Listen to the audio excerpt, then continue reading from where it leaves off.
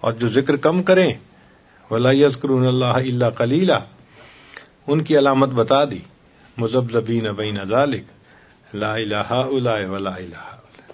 اور ہم بھی آج مذبذبی ہیں، نہ پورے دنیا دار ہیں نہ پورے دیندار ہیں۔ دنیا داروں کے مجمع میں جا کے بیٹھو تو وہ کہتے ہیں یہ مولوی کہاں سے آ گیا، جاؤ، وہ بھی بھگا دیتے ہیں۔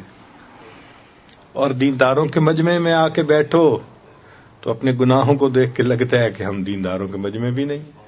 واقعی صحیح بات ہے۔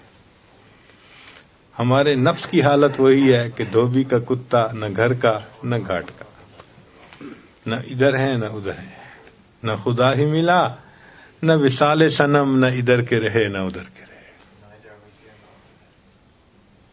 تو ہم اگر چاہتے ہیں کہ ہم بدلیں، اس کا طریقہ کثرت ذکر، اتباع سنت۔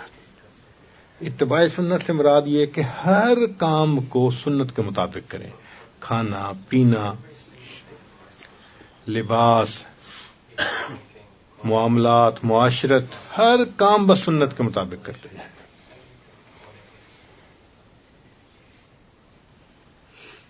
اور یہ آسان طریقہ ہے اپنے آپ کو سنوارنے کا کہ ہر کام کو سنت کے مطابق کرتے جاؤ۔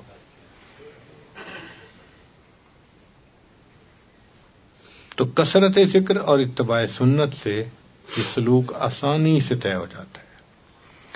آپ سمجھیں کہ یہ شاہراہ ہے، بھاگتا چلا جاتا ہے بندہ۔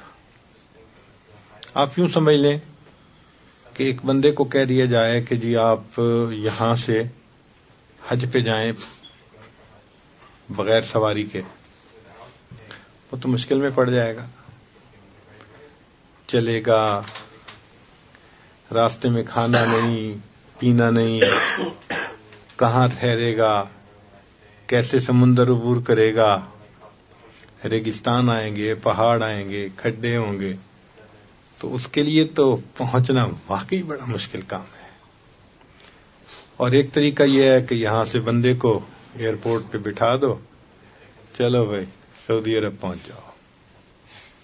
یہ ہمارا سلوک یہ اسی طرح بائی ایئر پہنچانے والا سلوک ہے، اس لیے اس کو متاخرین کا سلوک کہا جاتا ہے۔